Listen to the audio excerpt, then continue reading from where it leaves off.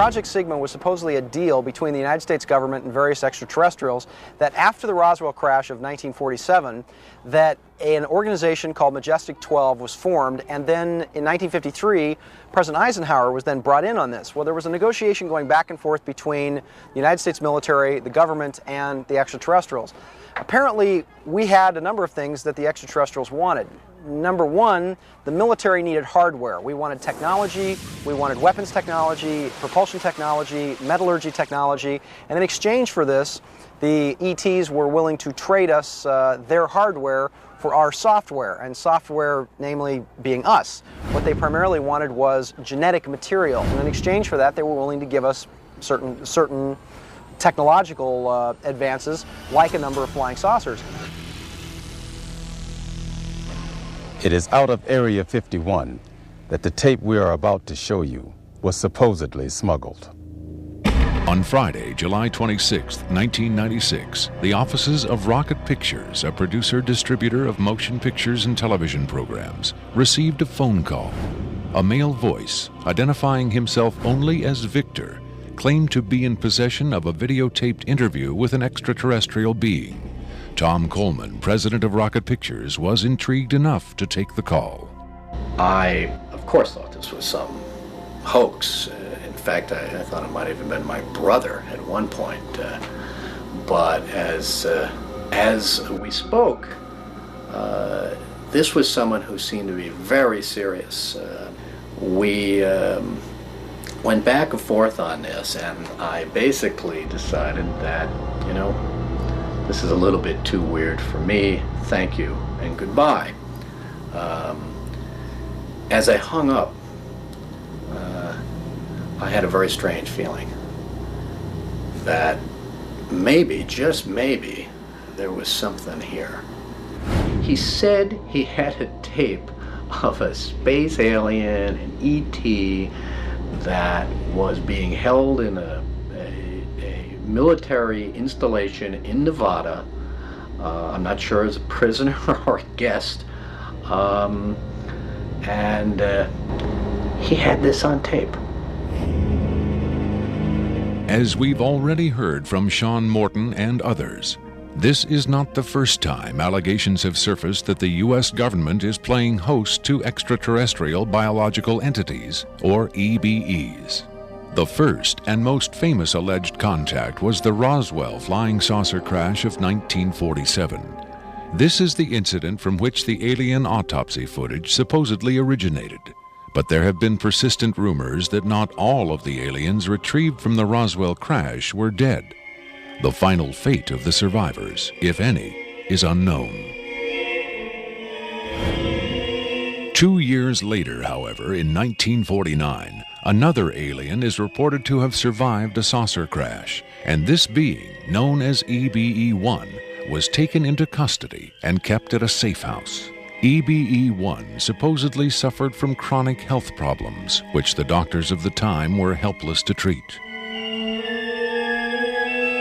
According to a controversial, possibly fraudulent briefing document dating from the Jimmy Carter administration, EBE-1 was interviewed by means of pictographs, from which it was learned that he came from the Zeta Reticuli star system. Can we eliminate one or more of these categories from discussion? The laborious process of developing a set of symbols that could be used and understood by both human and alien amounted to the creation of a new language. If such an effort was made, it represents the greatest achievement in linguistics since the deciphering of the Rosetta Stone.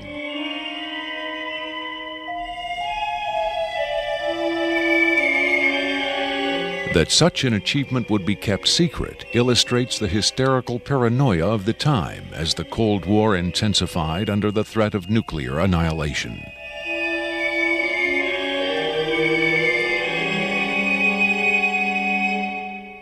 The so-called Carter-Aquarius briefing document states that EBE-1 died of unknown causes on June 18, 1952.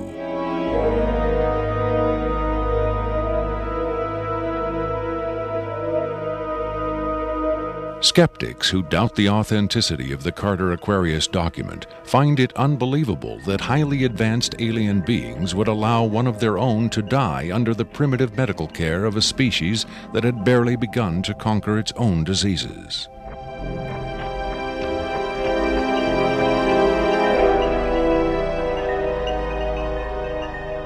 But as we will hear, there are those who claim that to the aliens, death is not a final end to be feared, but a mere transition.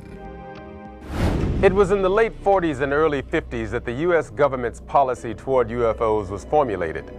Publicly, there was Project Blue Book, which made a great show of gathering data on all the major UFO sightings, finally declaring them all to be hoaxes, mass hysteria, or swamp gas. But secretly, there may have been another policy at work. Over the years, several documents have come to light which seemingly confirm that a clandestine group, Operation Majestic 12 Group, aka MJ-12, was formed by special classified presidential order on September 24, 1947, for the express purpose of gathering information on UFOs and extraterrestrials, while at the same time keeping such information not only from unfriendly powers, but from the American public as well. If indeed Area 51 has become the nation's repository for alien technology and possibly alien visitors, then the extra-constitutional justifications for such secrecy were developed in the MJ-12 Group's planning sessions. James B. Forrestal, Secretary of Defense under President Harry Truman, is widely accused of being the mastermind behind the creation of MJ-12. Once created, Majestic may have expanded its mandate beyond what Forrestal had intended. Whatever secrets Forrestal may have known concerning flying saucers and alien visitors, that knowledge died with him when in 1949 he mysteriously plunged to his death from a window at Bethesda Naval Hospital. Though he was being treated for depression, many UFO researchers doubt that his death was a suicide and point to the sinister workings of the possibly mythical MJ-12, which in their hypothesis may have been protecting its secrecy from a man who had come to believe the people had a right to know. As late as 1989, according to Bob Lazar, the identification badges at Area 51 read MADGE for Majestic. In December 1994, a document purporting to be the Majestic 12 Group Special Operations Manual was leaked to a noted UFO researcher. It contains the following directive under the heading Isolation and Custody. EBEs will be detained by whatever means are necessary and removed to a secure location as soon as possible. There follows this disturbing amplification. Although it is preferable to maintain the physical well-being of any entity, the loss of EBE life is considered acceptable if conditions or delays to preserve that life in any way compromise the security of the operations. From the beginning of the UFO age, it seems,